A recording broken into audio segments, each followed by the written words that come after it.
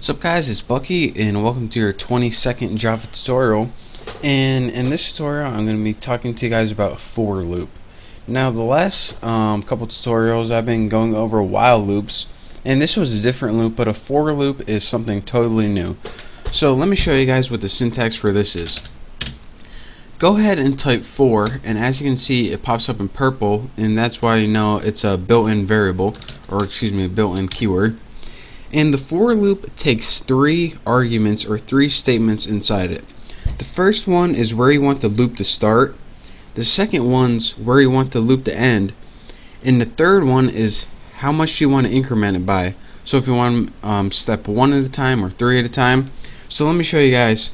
You need to use the variable 3 times. So the first statement, you want to initialize a counter variable, and let's go ahead and set it equal to 1.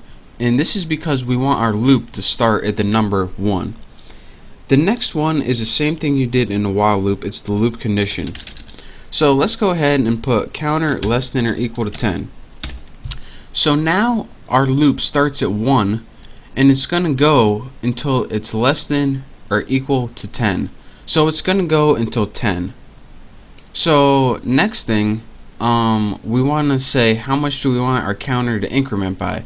Well, we just want to go 1, 2, 3, 4, 5, 6, 7, 8, 9, 10, so we want to increment it 1 at a time. So it's going to start at 1. As long as it's less than or equal to 10, it's going to keep going, and we want you to go 1 at a time. So that's the 3 parameters your for loop takes. So now let's go ahead and write something in our for loop. Let's just write system out print line, and we'll just print the counter. Now let's go ahead and run this, see if we got any errors, and we don't. And as you can see down in our run box, 1, 2, 3, 4, 5, 6, 7, 8, 9, 10. And again, this happened because it started at 1, our counter variable. The next thing it did is ran until it was greater or equal, less than or equal to 10.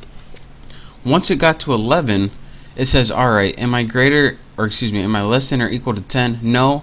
So I'm not going to do this loop anymore. And then I incremented it 1 at a time. You can also increment it like something like 3 at a time by pressing plus equals 3. Remember we learned that in one of the previous tutorials. Now once you change the incrementer, instead of stepping by 1, it steps by 3 at a time. 1, 4, 7, 10. The next one's 13, which is outside our condition, so it proves false. But again, we can change the starting point. Say we wanted to start it at 6 and go until let's say 21. So now it starts at 6 and goes to 21 and steps by 3s. So let's go ahead and run this. And as you can see, 6, 9, 12, 15, 18, 21, and then it stops. So that is how you use the basics of the for loop. Again, it takes 3 statements or parameters. The first one is where you want to start. The second one's where you want to end, or it's going to run as long as this condition is true. And the third one is how much you want to increment by. So this is a variation. There's also the while loop and the for loop we learned this far. There's also a couple other loops that I'm going to be teaching you probably in the next couple tutorials. But for now, play along with the play around. There we go. Not play along with it. Play around with a for loop until you get good at it. And once you do, you're ready to move on to the next tutorial. So again, thank you guys for watching. Make sure to subscribe, and I'll see you next time.